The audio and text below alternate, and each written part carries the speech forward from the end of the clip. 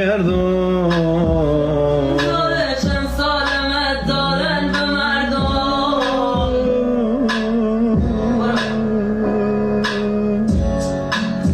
ای نوشته بالیا شو نصف شاید محضر من نیم داری یارم و خویا بللش ریسه سنه سر نقش بلش صدقی دارش برم دل